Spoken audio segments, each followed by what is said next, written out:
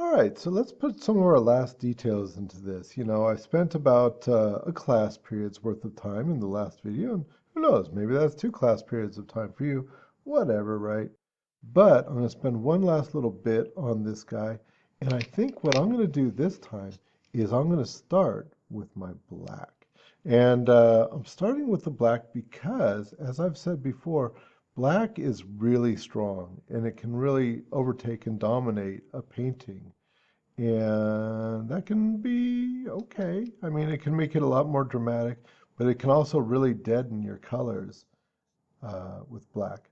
Okay, so everything is pretty dry here. Yeah, not too bad. And so I've got a little bit of black. I've been making a little puddle of black here in my tray, and I'm going to give it a try and see how it is. Someplace that it's safe. So, someplace back here, nobody's going to know, right? How's that black looking? Oh, it's not looking too bad.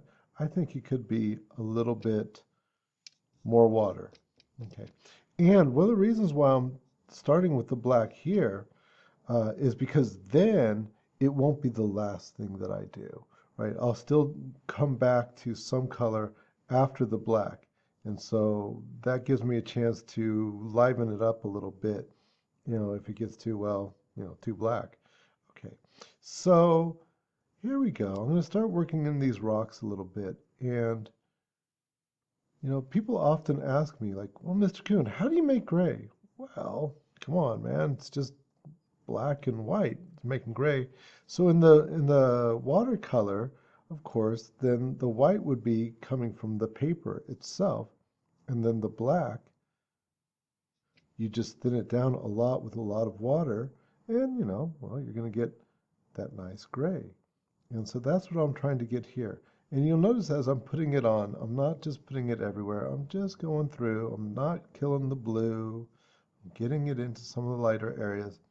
And notice this too. I'm using the edge of my brush. Remember before I was telling you that with brushes you get all kinds of stuff. So this has this wonderful, nice knife edge to it.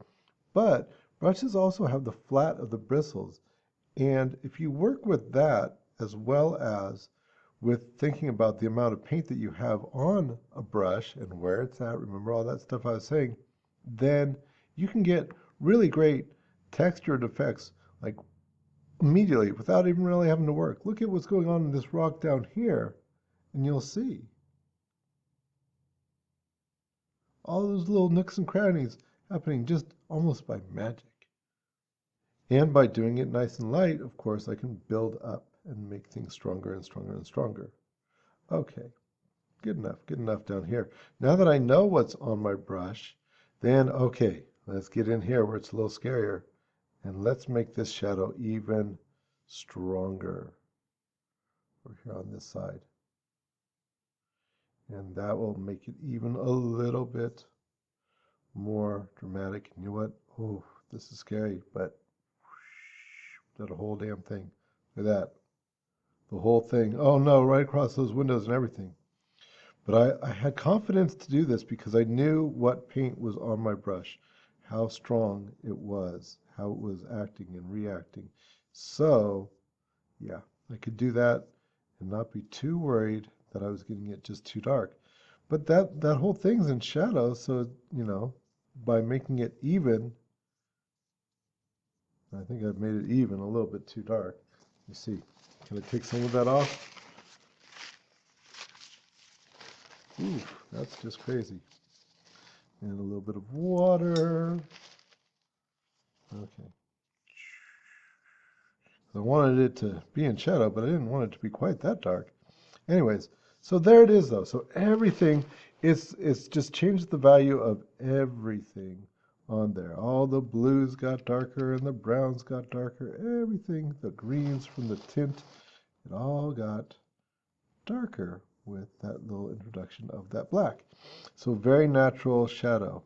And then I can come back and where I think my shadows should be the strongest, like in the corners and whatnot, I can still come back and get those nice and dark. Okay, cool. Maybe I'll monkey around this tree a little bit. Right.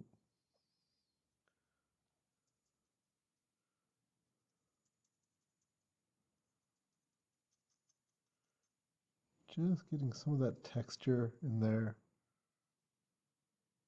Thinking about the forms and how the trees, it's going to grow in layers, right? If you've ever seen a pine tree and, like a Christmas tree, right? And how it just has this layer, layer, layer, layer, layer, layer, layer. And so, of course, when I'm shading it, I think about that. Okay, let's see, where else? Back here. Of course, that would be in shadow as well, wouldn't it?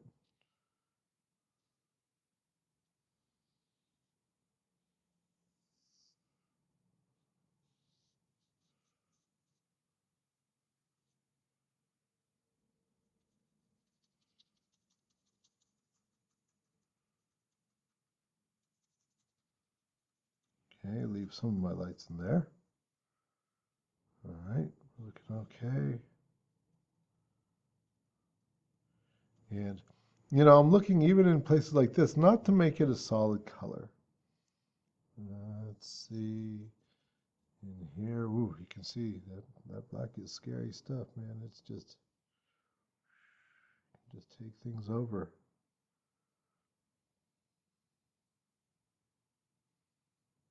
Okay, so in those corners there,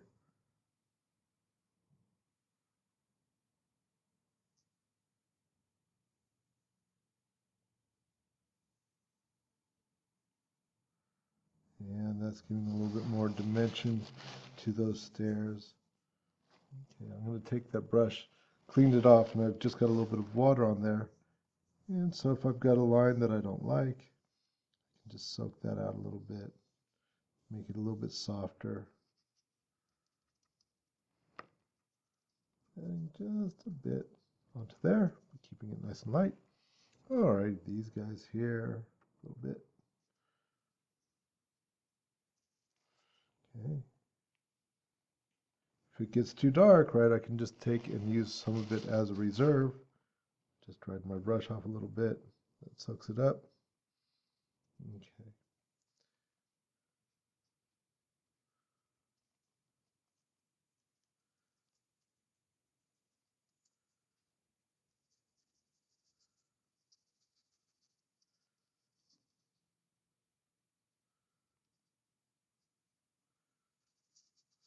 One of the reasons why I'm starting you guys off with watercolors is because of their unpredictable nature. The watercolors are cool because they're a grown-up paint, but they're a grown-up paint that kids like to work with too. They wash out of your clothes, so you don't have to worry about that. But also, one of the things that's nice about them is that you don't expect them to be perfect, right? It's hard to have total and absolute control with watercolors. I mean, you could work at that and get very good control with watercolors, but people often like the fact that you don't get perfect control out of them. And so maybe you won't be expecting too much perfection yourself as you're working with it. And that's the best way to learn. If you can just lighten up a little bit and don't expect things to be absolutely perfect, just have some fun with it. Maybe you'll do a much better job, really. I think the best way to get good at something is allow yourself to be absolutely horrible at it. Let's see if we can do a better job than I did last time. Lighter touch, Robert. Yeah, that's better. That's better. Just reinforce those shadows a little bit. Light touch, light touch. See, because if I push down on that brush, that's when they spread, and that's when I lose that nice razor thin line that I'm trying to get. Okay. All right, get enough there, and a little bit under there. Ooh, just enough to give it a sense that that siding has a little bit of volume to it. A little bit. Whoosh, there it is. And maybe even a little bit more.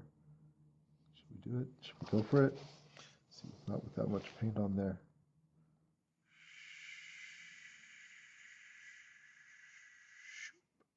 There. That way it made the whole thing underneath a little bit darker. So you got the green darker, everything got darker with that little bit of black on there. Reinforce that with just that little bit that I have on my brush. Right? What color did I have? I had black. How much did I have? Just a little bit. Where? It was right at the tips. Okay, so now I think I'll go ahead and make this black even stronger. All right, how strong can we get it? Okay, and with that, that's pretty strong, all right. So let's start where it's really pretty safe. And we have some strong shadows right up against here maybe to see how that is. That might be a little bit too strong, or there's too much paint on my brush. Okay, let's try and get a little bit more darkness just so we can start really getting some emphasis up front here. Pull us up front. See what we can do with that. And here. And maybe just a little bit in here. We're a little bit up here. Make that even darker. Oh, there it goes. Even darker up here. Careful though. I don't want to totally lose my green. So I did that thing where I took the paint and I used a dry brush to take some of the paint out. Okay.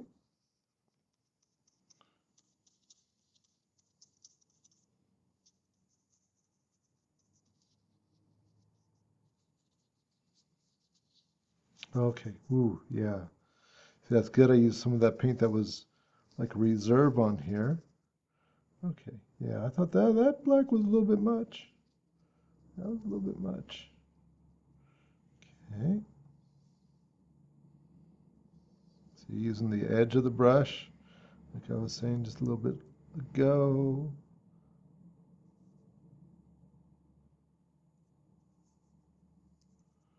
All right. Dry it off. Use it just to move it around, get a little texture. Ooh, those rocks are getting nice and rocky right there. And I didn't even have to do anything. I didn't have to work at that at all. A little bit more, right? Oops. Oh, well.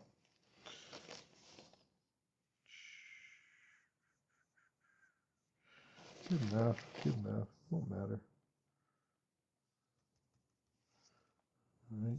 You know where I wanted it a little bit heavy?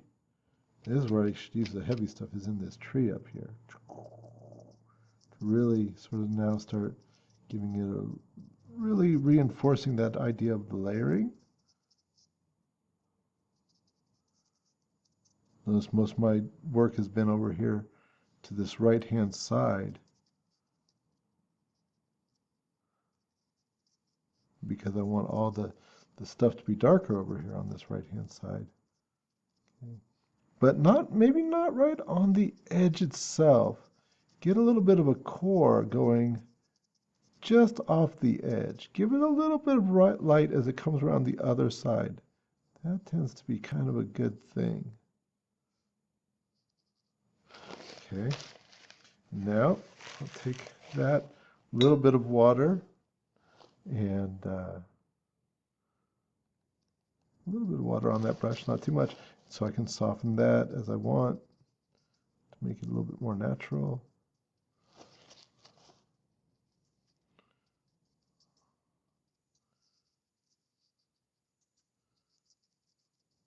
Okay, getting that sense of pine.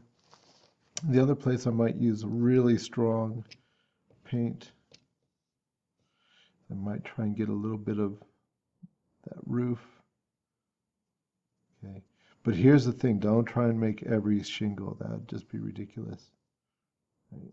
And just going to go ahead and reinforce some lines Now this black looks really dark right now, right?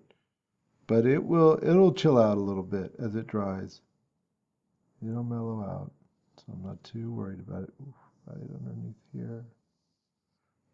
Right under there. But ooh, that's the one. That's the one that just made it three-dimensional. Right there. Oh, just barely that this brush is just to a razor thin edge right there. If you can see it, right there. And so that's why all I have to do is touch, and I get a nice straight line of paint right there. I'll go like that. A few lines like this. Not everywhere. Now that's probably about enough already. Not everywhere. But that'll give it enough just to give it that real sense of that roof. And, you know, all the hundreds of shingles that must be on it. That's it. All right. And is there a little bit over here on this shadow side that I could reinforce? Here or there. Maybe underneath here. Just a little bit. Okay. All right. Might be doing more harm than good, so I better just chill out. Maybe reinforcing some of the siding just a little bit. I've got the lines to go. Once again, don't go everywhere. Right? Just a little tiny indication. That's all you need. And it looks like there's so much detail. Maybe, ooh, okay, I got to be brave for this one. Is it a good idea? I'm not sure. Just a little tiny bit. That seems pretty scary. You know what? I don't know about continuing that. Right, just a touch. If I was to do that, it would be just the smallest touch here and there. Because remember, I've got the pencil lines. So I've got those, and that's giving me a little bit of an indication. All right. Here you go. Here's my rule of thumb. If you make a mistake, make it enough times, looks like you meant it. There you go. Oh, it's working out okay, though. Yeah, that's enough. Don't tempt the gods there. Okay, good enough. Hey, a little bit more in here. Just a little bit, right? I just keep reinforcing that line there just a little bit. Just a little bit. Anywhere else? Okay.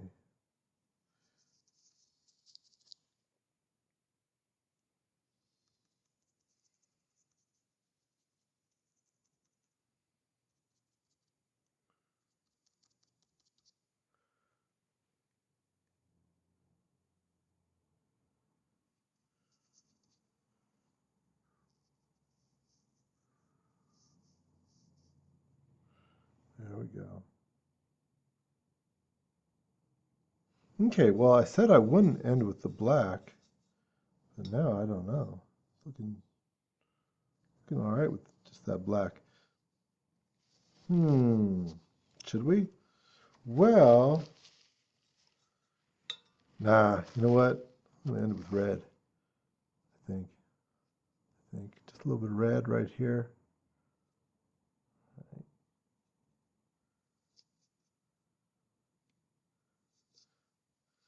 Okay, as the man said, let's get a little crazy. Test that. Ready? Here it goes. Be brave. Oh.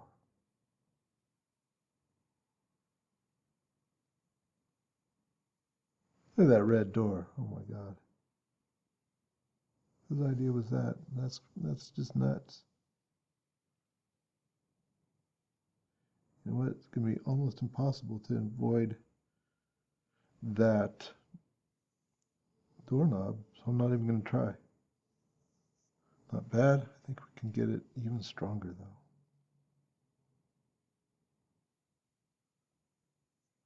I'm going to do something like that bold. Let's do it like we mean it, right?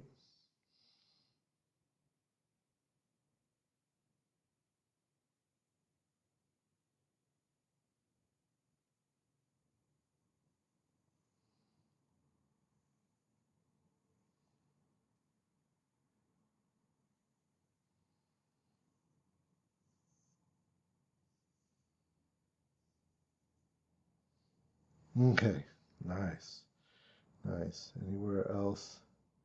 Could use just a hint of red. Maybe a little bit. You know, even if so, if you're gonna do something like that, here's my suggestion: is that you gotta have a little bit somewhere else too. So maybe a little bit in the shadows, maybe a little something somewhere, right? And that way it will just seem to make sense somehow.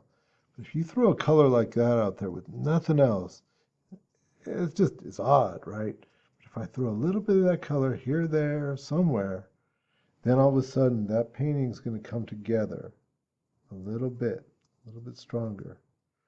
A little bit, maybe a little bit of red down here and this shadow here.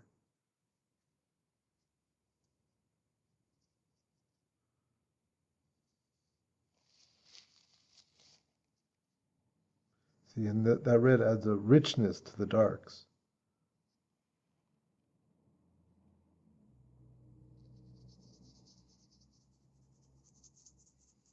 Soften this up a little bit. There it is. Ooh, you know what? This might be a little bit much, but take a little bit of that red, put it into this shadow here. Just a little bit of that red into the shadow. I'm not bold enough to touch those windows again. That was a little bit much. Okay, maybe a little bit of that red. How much is it? I think we can handle it. Ooh, a little bit into this roof right here.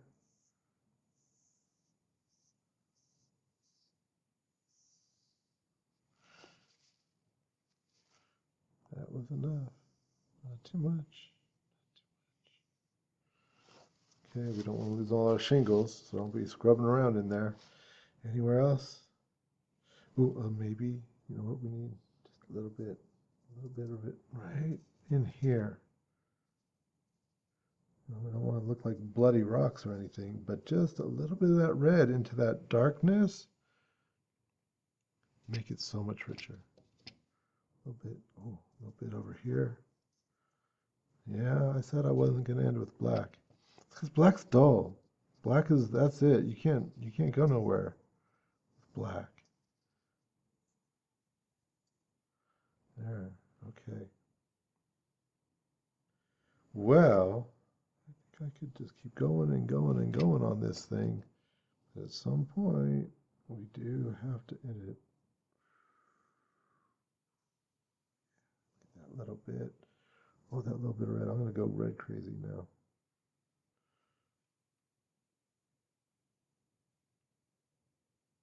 Good enough. Let's call it a painting, right? Oh, almost. Here we go. Okay, you ready? So I've got this little brush right here, tiny little brush, and it's got a little bit of water on it. I get rid of any of that water out of there? Any of the paint? Yeah. See, so I'm using this little tiny brush as an eraser just to get some of it out. I don't have to get all of it. A little bit. And I'm going to go in here. It's a clean brush. I'm going to get some straight yellow. Nice and strong. And that's strong enough. Just enough. Just enough to change the color, make it look like we meant it. And maybe it'd even be better to wait until that door dried. I don't know. But anything else? Ooh, I see one spot. I guess I am going to end with black after all. So we have shadows to the sides of things. I'm going to put a little shadow right. It's too strong. Right here. See? Look at that. That's the difference maker right there. Right there. That little bit of shadow that totally makes sense, but you might have forgotten otherwise. Okay, I swear, this is going to be the last touch this time. Just a little bit more of that red into these shadows right here, right here.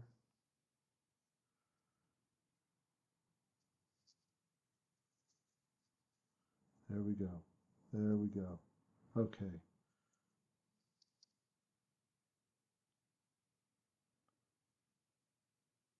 Stop, Robert. Okay. That's it. That's it. Let's call it a painting. Here. Boom. Done.